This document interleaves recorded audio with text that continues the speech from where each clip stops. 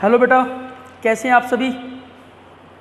आज मैं आपके साथ चैप्टर स्टार्ट कर रहा हूं, chapter number 4, basis of accounting. Basis of accounting. Sir ये एक चैप्टर क्या सिखाएगा हमको?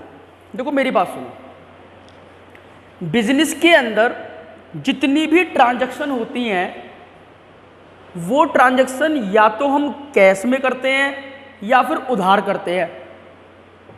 जैसे उधार परचेज करना, नगद परचेज करना, कैश परचेज और credit purchase, cash cell, credit sale. Expense हम पेड कर देते हैं कई बार टाइम पर, कई बार हम एक्सपेंस पेड नहीं करते हैं टाइम पर। जैसे मान लो हमारे यहाँ वर्कर्स को सैलरी पेड होती है तो हम सैलरी क्या करते हैं, जनवरी की सैलरी जनवरी के एंड में पेड कर देते हैं, फरवरी की सैलरी फरवरी के एंड में पेड कर देते हैं। तो कुल मिला के कई बार ऐसा भी होता है कि हम खर्चों की पेमेंट नहीं करते। जैसे इलेक्ट्रिसिटी का बिल आता है तो इलेक्ट्रिसिटी का बिल मान लो उसकी ड्यू डेट है 20 तारीख और हम उसको 20 के बाद ही पे करते हैं, 1 महीने बाद, 2 महीने बाद। तो हम कई बार खर्चों को पेड ही नहीं करते, कुछ समय बाद करते हैं। बहुत सारी इनकम हो सकती हैं जो हमें टाइम पर रिसीव हो जाती हैं, या बहुत सारी इनकम हमें टाइम पर रिसीव नहीं होती हैं। तो सवाल ये उठता है कि किसी भी अकाउंटिंग को करने का कोई आधार है क्या, कोई सिस्टम है क्या, कोई मतलब कोई बेस है क्या? तो यहाँ पर हमें 2 तरह के बेस दिए जाते हैं, कैश बेसिस ऑफ अकाउंटिंग और accrual basis of accounting. Cash basis of accounting, accrual basis of accounting, जिसको हम मर्केंटाइल बेसिस ऑफ अकाउंटिंग भी कहते हैं। मर्केंटाइल बेसिस ऑफ अकाउंटिंग भी कहते हैं। बोलो बात समझ में आ रही है? तो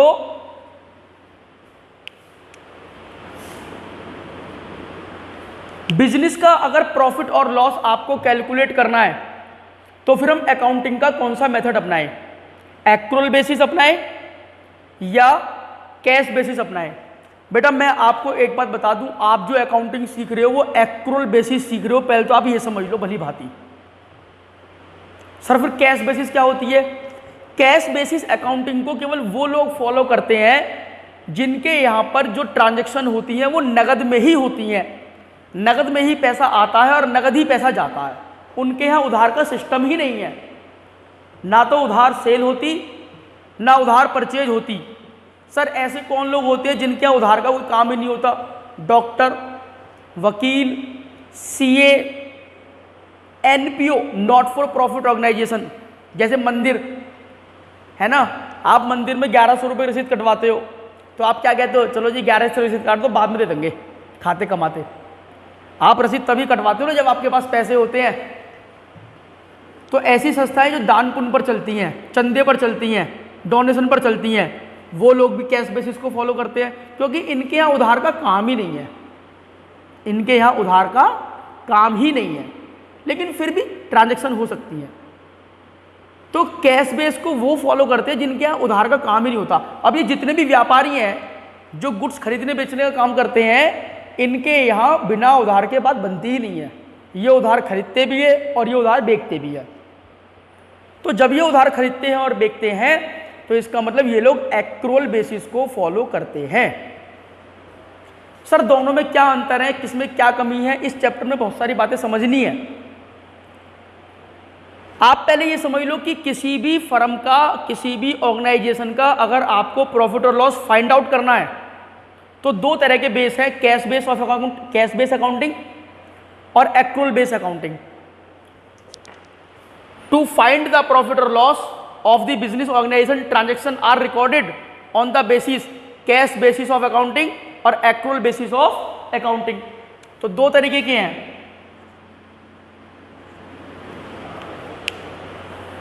सर हम जो सीख रहे हैं हम accrual basis of accounting सीख रहे हैं, कैश बेसिस को सीखते ही नहीं है, वो कोई फॉलो करता ही नहीं है। लेकिन हाँ फिर भी हमारे इसमें है तो हमें पढ़नी जरूर है कि कैश बेस है क्या आखिरकार। Cash basis of accounting, it is the basis of accounting in which transactions are recorded when cash received or paid। बेटा कैश बेस को अगर आपने फॉलो कर रखा है, अगर आपने कैश बेस को फॉलो कर रखा है तो आप ट्रांजैक्शन को केवल तभी रिकॉर्ड करोगे जब या तो उसका पैसा आ गया है या उसका पैसा चला गया है। जैसे कि मान लो आपने किसी को माल उधार बेचा 20,000 रुपये का, तो उधार बेचने की एंट्री आप नहीं डालोगे। कौन से सिस्टम में? कैश बेसिस में। क्योंकि ये सिस्टम कह रहा है कि साहब अगर आपने उधार माल बेच दिया तो ठीक है, अब इसकी एंट्री जब ही पड़ेगी जब ये पैसा आ जाएगा। बताओ क्या ये पॉसिबल है कि हम उधार बेचे और एंट्री ना डालें? नहीं है ना, हम भूल जाएंगे। तो इसीलिए ये सिस्टम कोई फॉलो नहीं करता, इसीलिए एक्रूअल बेस को फॉलो करते हैं। एक्रूअल बेस कहता है भाई साहब पैसा दिया या नहीं दिया, उधार की एंट्री भी आपको डालनी पड़ेगी। ये एक्रूअल बेस सिस्टम कहता है। कैश बेस सिस्टम क्या कह रहा है जी? It is the basis of accounting in which transaction are recorded when cash is received और पेड। इसमें केवल हम तभी ट्रांजेक्शन कर सकते हैं जब या तो कैश वास्तव में चला जाए या वास्तव में आ जाए, अदरवाइज हम इस सिस्टम को अदरवाइज हम इसमें एंट्री नहीं करेंगे। कह रहे जी in this system we do not consider, इस सिस्टम में हम outstanding expense, prepaid expense, accrued income, income received in advance, ये जनरल में आपने मेरे से एंट्री सीखी थी।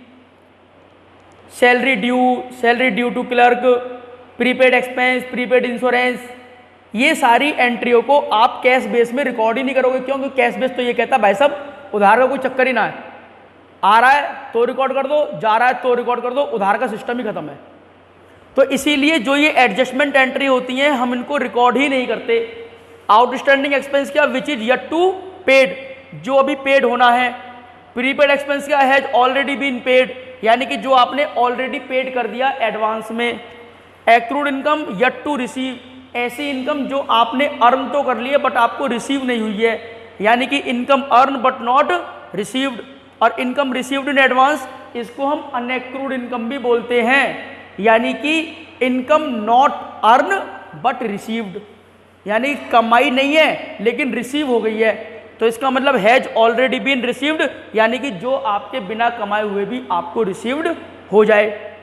तो ऐसी ट्रांजैक्शन को कैश बेस में रिकॉर्ड नहीं किया जाता, लेकिन ऐसी ट्रांजैक्शन को एक्रूअल बेस में रिकॉर्ड किया जाता है।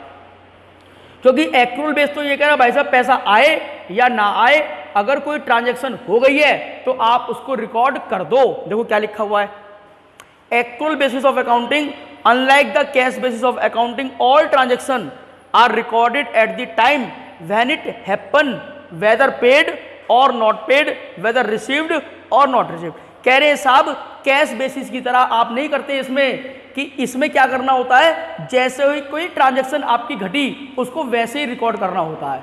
भले ही आपको पैसा मिला या नहीं मिला, आपने किसी को पैसा दिया या नहीं दिया। कहने का मतलब उधार सेल की एंट्री पड़ेगी, नगद परचेज की एंट्री पड़ेगी, उधार परचेज की एंट्री पड़ेगी, नगद की सारी एंट्री, चाहे आप उधार माल बेच रहे हो चाहे आप नगद माल बेच रहे हो, चाहे कोई खर्चा आप पेड कर रहे हो चाहे कोई खर्चा आप पेड नहीं कर रहे हो, सारी एंट्री इसमें पड़ती हैं, सारी एडजस्टमेंट एंट्री पड़ती हैं। लेकिन कैश बेस में केवल और केवल नगद सेल की एंट्री होगी, नगद परचेज की एंट्री होगी, ना उधार सेल की होगी ना उधार परचेज की होगी।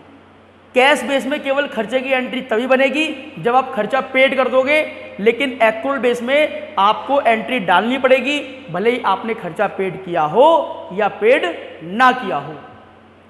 तो ये कैश बेस को आपको समझ में आ रहा है कि कैश बेस में हम ट्रांजैक्शन केवल कब करते हैं, जब पैसा या तो आ जाए या पैसा चला जाए। लेकिन एक्रूअल बेस में ऐसा कुछ नहीं है। एक्रूअल बेस में जैसे ही कोई ट्रांजैक्शन आपको दिखाई देती है आप उसको रिकॉर्ड कर देते हो, चाहे उधार सेल हो चाहे उधार परचेज हो चाहे नगद हो चाहे नगद ना हो, कैसे भी। तो एक्रूअल बेस को ही देखो 100% ही कहूँगा मैं आपको, 99.99% लोग एक्रूअल बेस को ही फॉलो करते हैं। व्यापारी जो होते हैं कोई कैश बेस को फॉलो करता ही नहीं है। क्यों? क्योंकि बिजनेस में उधार में ट्रांजैक्शन होनी जरूरी है, बिजनेस बिना उधार के चलता ही नहीं है। तो अगर बिजनेस बिना उधार के चलता ही नहीं है तो आपको एंट्रियों की रिकॉर्डिंग करनी पड़ेगी। अगर आप एंट्री रिकॉर्ड नहीं करोगे तो आप अपना प्रॉफिट और लॉस सही तरीके से फाइंड आउट नहीं कर पाओगे। अब इनके फीचर्स क्या हैं, इनके एडवांटेज क्या हैं, इनकी डिसएडवांटेज क्या हैं, ये सब बातें हम अगली वीडियो में बहुत विस्तार से समझेंगे, ठीक है ना। तब तक के लिए आप इनको अपनी कॉपी में नोट कर लेना और इसके आप जो थ्योरी है उसको बुक में से पढ़ने की कोशिश करना। कोई डाउट आए तो मेरे से डिस्कस कर लेना। ओके बेटा, बाय।